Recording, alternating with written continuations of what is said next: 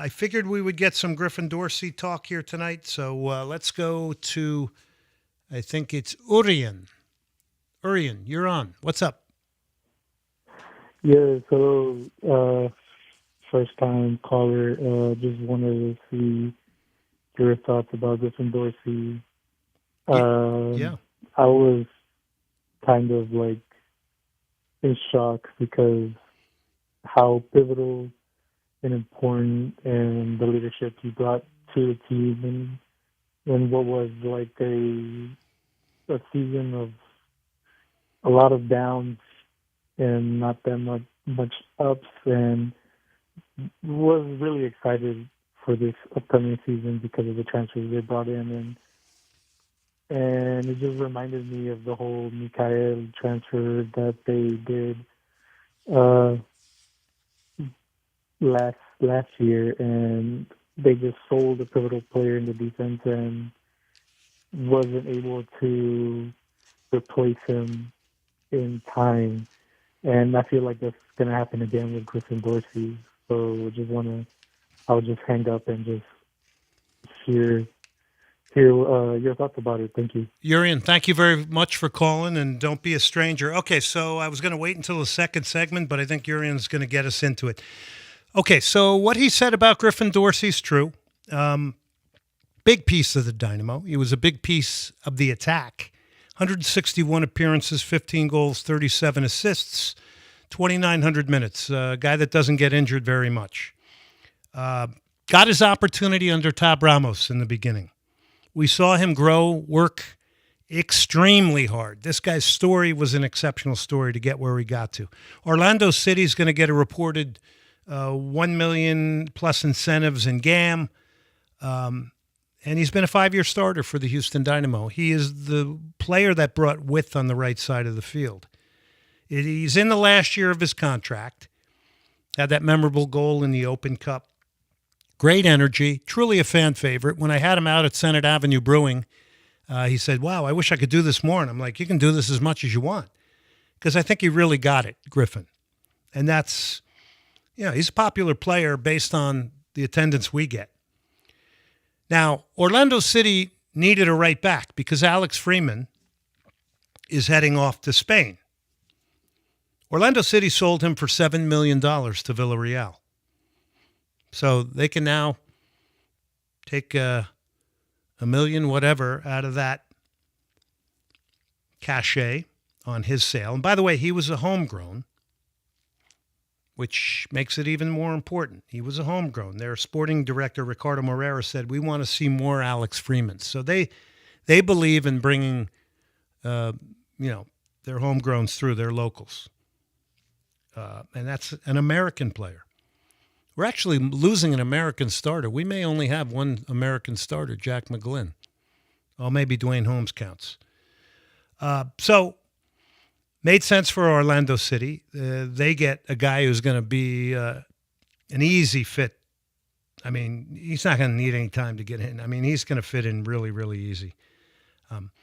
I think it begs the bigger question. What type of club is the Houston Dynamo? And I think where we can be a little bit critical of the Dynamo is they don't really communicate what they're trying to be or we don't really know what the vision and the plan is ever. The communication is not great. All I can surmise right now is that this is a selling club, and we're going to be like FC Dallas. We're going to be middle of the pack. If we make the playoffs and keep selling players, that's fine. Every once in a while, we're going to splash a little bit more cash to be competitive. But what really is the long term?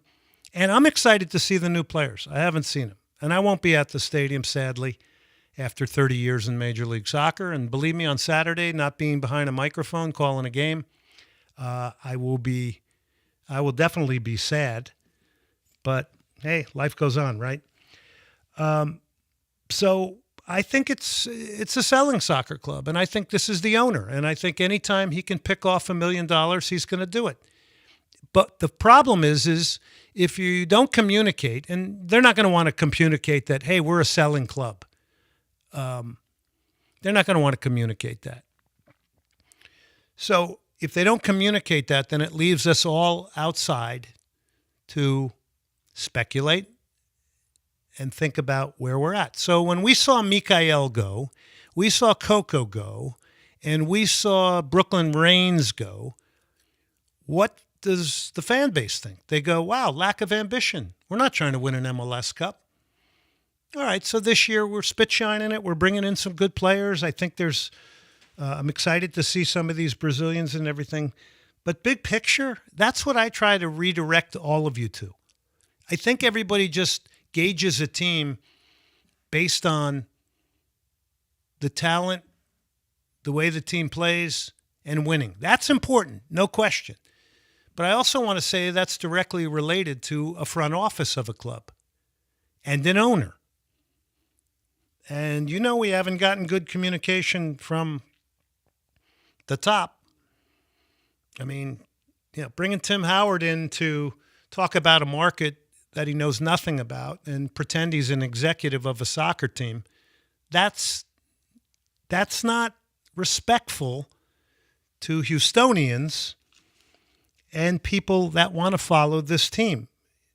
There's not enough reaching out. And I'm sure there's a lot of people in the front office that are doing a lot of good things.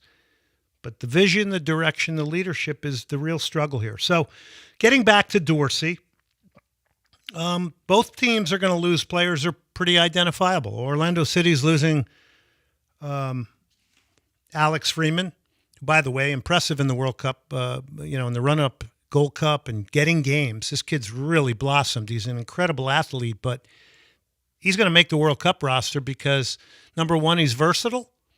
Number two, he can play the right back position or the right side. He can deputize for Dest or even give him a break at the right time during the World Cup. But he also plays a center back in a 3-back system. So his versatility is going to get him.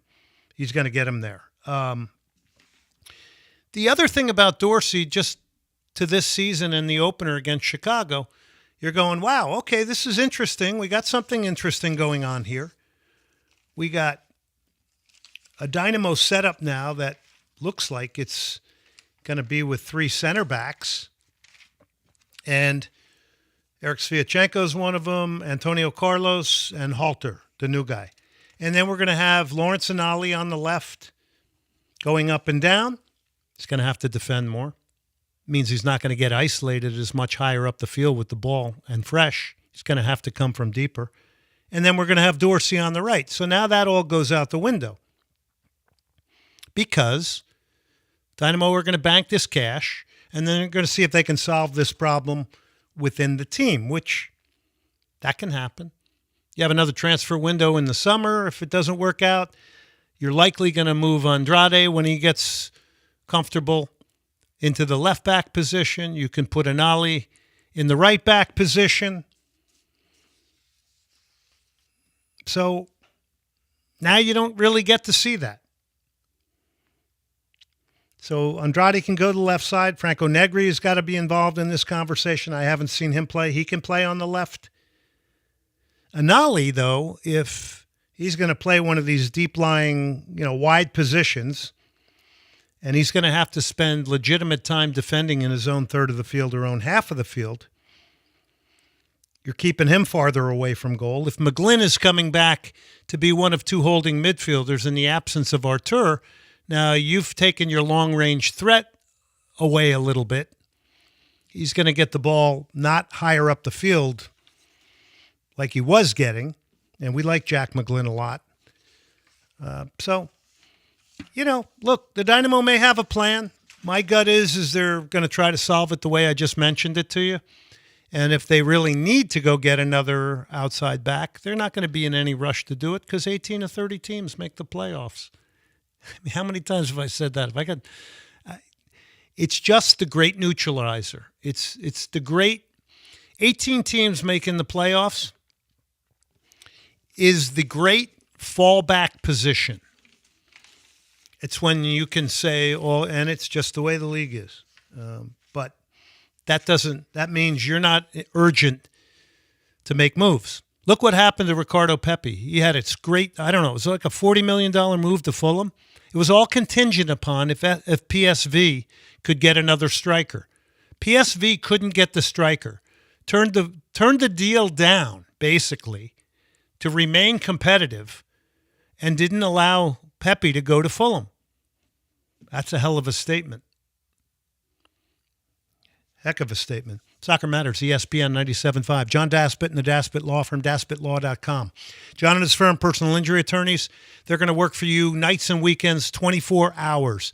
Car, boat, motorcycle, you get in an accident, you got to have the best in a personal injury attorney, and the best is the Daspit Law Firm. John has been bringing soccer to the airwaves in his firm for so many years, and we're very appreciative. That is our anchor sponsor, John Daspit and the Daspit Law Firm. Let's take a break. Let's come back.